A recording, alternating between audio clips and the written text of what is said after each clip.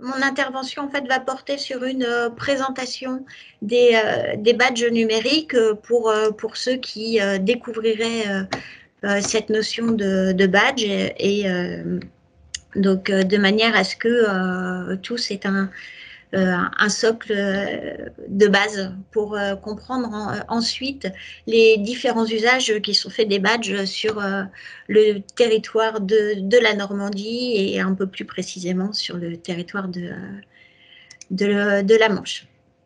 Donc, ce qu'il faut bien comprendre, c'est qu'un open badge, c'est un badge qui est attaché à une personne. Il est donc personnel et l'ensemble des badges que possède un individu exprime son identité, ses différences, ses spécificités, son parcours et son individualité.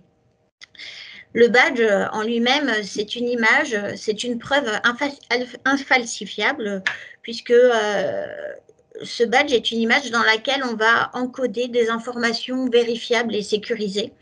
Donc, c'est donc une preuve infalsifiable qui atteste des informations qu'elle contient. Ces badges, c'est la mise en avant des compétences et des savoirs du bénéficiaire. Ça permet de reconnaître et de faire reconnaître. Donc, un outil donc pour reconnaître les capacités, les compétences et les talents. Ils vont traduire les savoirs, les savoir-faire, mais aussi les savoir-être, pour lesquels il est souvent difficile de témoigner. Donc, c'est un outil qui est diffusable puisqu'on va pouvoir le partager, le diffuser sur différents profils, médias sociaux, sur le CV. On va pouvoir le revendiquer. On peut également l'archiver, le conserver.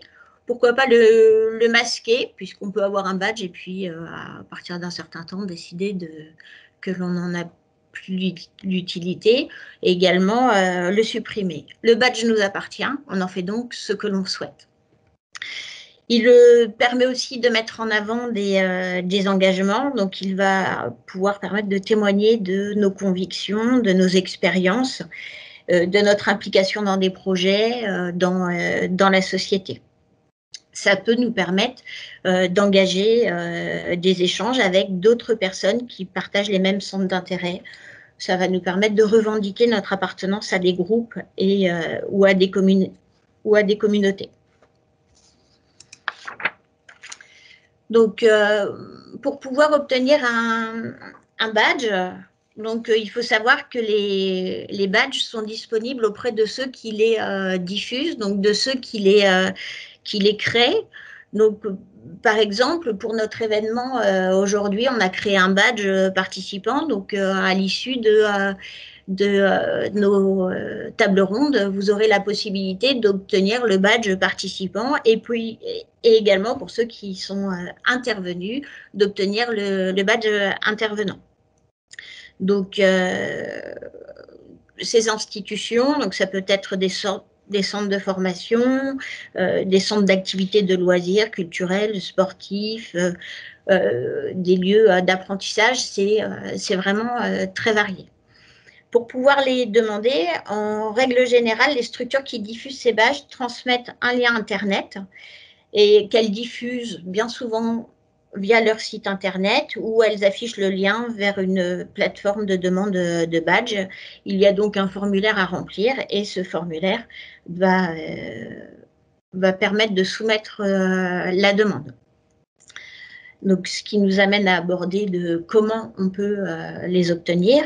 Donc, pour obtenir, il suffit d'apporter les preuves liées au badge que l'on demande. Donc, sur un simple badge de participation à un événement, ça peut être une photo du moment où vous avez participé. Ça peut également être une réponse, un formulaire, répondre à un QCM, un article de presse où votre nom est mentionné. Enfin, les choix sont vastes. Comment sont gérés ces badges? Donc, chaque badge est associé à un mail, et ce mail est rattaché à une personne ou à une institution. Par exemple, les CFA qui participent au label CFA numérique ont créé des adresses mail liées à l'institution. Et donc, les badges obtenus par le CFA sont rattachés à cette adresse mail. Donc, pour les récupérer, eh bien, il dispose d'un passeport de badge. Donc, il existe différents sites qui proposent cette gestion des badges. Donc, comment on les utilise? Eh bien, comme expliqué tout à l'heure, ces badges sont diffusables. On peut les partager, les afficher dans les médias. On peut s'en réclamer ou les revendiquer. Donc, les archiver, les conserver et puis donc les mettre en valeur au moment opportun. Donc, concrètement, qu'est-ce qu'on a dans un badge numérique ouvert? Il y a les éléments en fait mis en avant par l'émetteur, c'est-à-dire que le badge a un nom, associé à ce nom une description. Ensuite, on donne les critères nécessaires pour pouvoir obtenir ce badge. Quels sont les critères qui vont permettre de l'obtenir? Éventuellement, on va y adjoindre un référentiel lorsque ça porte sur des compétences, les mots-clés pour pouvoir facilement le retrouver et une image. Ensuite, le bénéficiaire, donc celui qui va faire la demande de ce badge, il va y mettre les éléments de preuve qui répondent aux critères demandés par l'émetteur, la date d'émission, également la date d'expiration lorsque ce badge a une date d'expiration, et enfin un lien Internet qui permettra de vérifier, qui permettra à celui qui s'intéresse au détenteur de ce badge et à ce badge de vérifier que ce badge correspond bien en fait à ce qui est écrit. Donc, comme évoqué tout à l'heure, le badge en fait repose sur un écosystème et le badge ne peut exister que dans un écosystème dont le centre en fait repose sur la confiance. On a d'une part l'octroyeur donc qui crée et émet les badges. Ce badge est poussé ou délivré au bénéficiaire, donc le récipiendaire, qui reçoit et partage ces badges pour les faire connaître.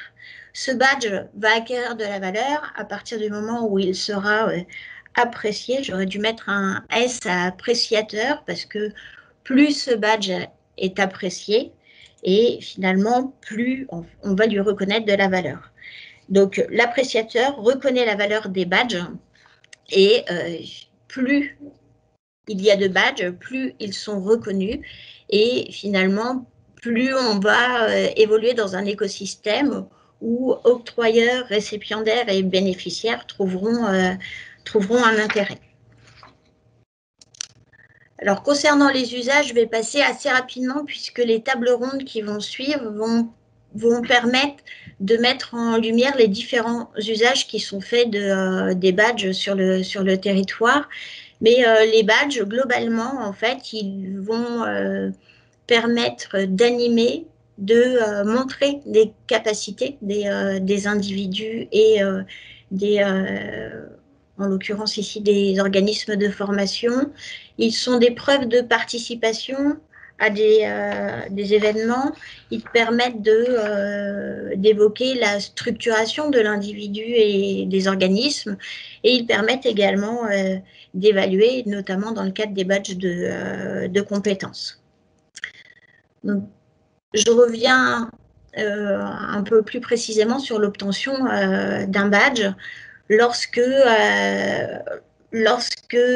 un émetteur délivre un badge, il y a plusieurs possibilités. Donc, il y a la première possibilité, en fait, c'est la personne crée un badge, l'émet et le pousse vers le bénéficiaire. Le bénéficiaire décide ou non de l'accepter. Vu que ce badge est personnel, le bénéficiaire n'a pas d'obligation de l'accepter. Et dans cette configuration-là, on crée un badge et on le propose. La personne en face, si elle juge que ce badge va lui être bénéfique, si la personne estime qu'il